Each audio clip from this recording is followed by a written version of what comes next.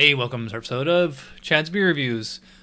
Beer that I just got in the 𝗕𝗄𝗏 crate that came in this afternoon. I love this label so much, I just couldn't wait to open this. So this is from Cellarmaker Brewing Company. Otto's Jacket, West Coast IPA, 7% ABV. And you can see around the can, yeah, it looks like that's Otto from The Simpsons. So I had to get that. They're out of Oakland, by the way. No canning date. All right, so we pour it into, what else? The IPA glass. And this seems to be a new trend now, is that we're actually starting to get clear IPAs. I'd say it's kind of a deep golden. Actually, kind of looks like a German Pilsner as far as appearance. It gets like a white 𝗕𝗘𝗢𝗢𝑠y head, oddly, though. That's kind of weird for an IPA to have a head like that and like not hang around. Well, they weren't lying about the name of the beer, Otto's Jacket. Yeah, this is very, very dank. Yeah, so very cannabis, but at the same time, also like grapefruit puree or like a grapefruit sorbet, if that were such a thing. Yeah, it's funny because like a lot of hazy IPAs actually smell similar to this, but obviously don't look like this. So maybe it'll taste like that. I don't know. Cheers.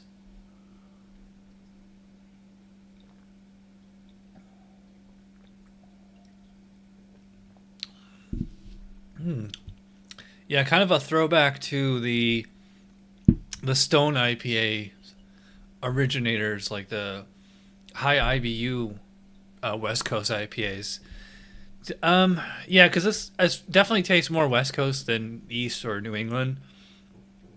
It's even though it's dank smelling, it's much more citrusy tasting. It's like at the same time, so like immediately I'm getting like kind of grapefruit, definitely grapefruit. I wouldn't really say tangerine or anything like that. Just pink grapefruit. And a pretty assertive bitterness. I don't see the IBUs listed here. If it's 7% ABV and they're going by old school standards, then I would assume 70 IBUs. Yeah, seems pretty high. And then so like through the middle and into the aftertaste, that's like when the dank character comes. So it's like a very kind of grassy, weedy kind of flavor. A little peppery. Also, like a little bit of pine in there as well. But I would say, it's more classic West Coast IPA. Your citrus, maybe like a little bit of like as far as tropical, like this is like when I think tropical, I think like juicy, and this really isn't juicy. It's like there's a difference between like citrusy flavors and actual juice. I mean, even though like grapefruit juice or orange juice or something like that, it doesn't have like that refreshing quality because it's so bitter. Mouthfeel on this is pretty crisp. I'd probably put about medium. Yeah, about medium and probably about moderate, maybe moderately high CO2. I'm pretty disappointed though it didn't hold the head. Although I think that kind of enhances the kind of anti-haze character to it, kind of like because you can see this is crystal clear, like it doesn't have like that grittiness. So again, like I said at the beginning, kind of looks like a Pilsner, kind of drinks like a Pilsner too, as far as like the crispness and like the crisp body. It's not smooth. It's not smooth and creamy at all. Yeah, so this has quite a lot of flavor for 7%. It's actually nice to see some IPAs coming in like under 8 in the more drinkable, or I'd say easily drinkable, not exactly session IPAs.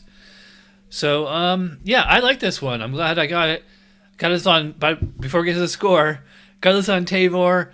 Link in the description below. This was $7.99 for this can, which I think is fair, because that's seems to be about what I would pay if it was at my local Total Wine.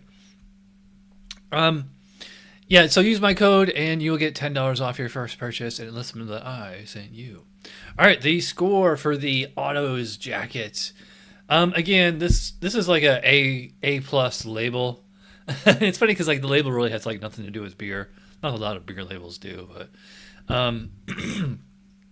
yeah, I really like this one. It's not quite as good as like the Russian River beers that I just had a few weeks ago, or like Fiddlehead, but this is like a solid kind of throwback West Coast IPA. I'm going to go like 8, maybe 8.5. I think I'm gonna go 8 because I'll penalize a little for the lack of the head retention. But yeah, this is a solid kind of like if you love Stone IPA, Ruination, any of those, Ballast Point, Green Flash, remember them? You would probably like this one. All right, so thanks for watching, and I will see you guys for the next podcast. Cheers.